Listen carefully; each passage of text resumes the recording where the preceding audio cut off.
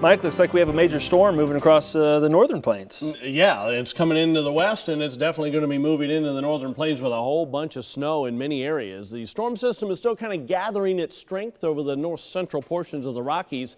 It'll move into the central plain states and eventually start to track up toward the western lakes as we head into the weekend. High pressure, though, starting off in the Appalachians all the way back into Texas, providing some dry weather. And on the west side of those areas of high pressure, we have a 1 to 2 day warm up for most areas that have been pretty chilly for a while. So that's going to be continuing to spread northward. Also, this front kind of stalls out and then eventually kind of becomes a warm front as it moves off to the north. Still a lot of low pressure back across the central Rockies, even as the main storm starts to track eastward. So that's going to linger the areas of snow, especially in the higher elevations, as we head through time. So let's take a look at things as we head through tonight and on into Saturday morning. You can see the storm gathering its strength, snow up along the Canadian border. There'll be a little bit of moisture starting to come up from the Gulf at this point, so we'll start to see some increasing amounts of rain. Unfortunately, the really dry areas not showing a whole lot with this system.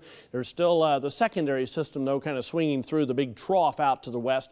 So as we head through the day on Saturday, you can see we start to see the showers developing out ahead of it. And actually, there's a slight chance of severe weather, believe it or not, in parts of eastern Kansas and Oklahoma as we head into Saturday afternoon. A mixture of snow and rain up across the northern Great Lakes and snow back into the northern plains, central Rockies as well. Here's the precipitation estimates over the past 24 hours. Most areas east of the Rockies haven't seen anything, although it did rain and snow heavily in much of the northeast. That's the end of the nor'easter that moved on up that way, though.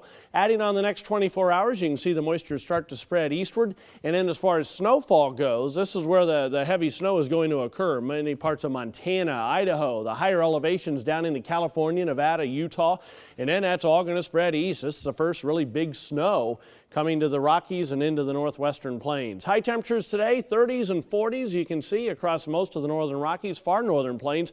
But from the central Rockies or central plain states southward, it's in the 80s today, 70s moving up into the central Mississippi Valley. Low temperatures tonight, you can see some 20s in the far northeastern sections, but look at that cold air. 0 in Great Falls.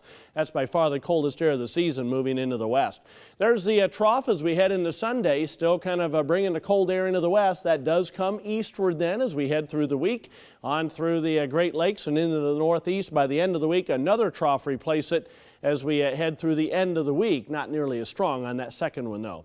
That's a look across the country. Now let's take a look at some local forecasts. Great Falls, Montana today, windy with accumulating snow. High temperature of only 21 degrees. Shreveport, Louisiana, partly sunny skies. High temperature of 78. And finally, taking a look at Cumberland, Maryland, mostly sunny with an afternoon high of 54.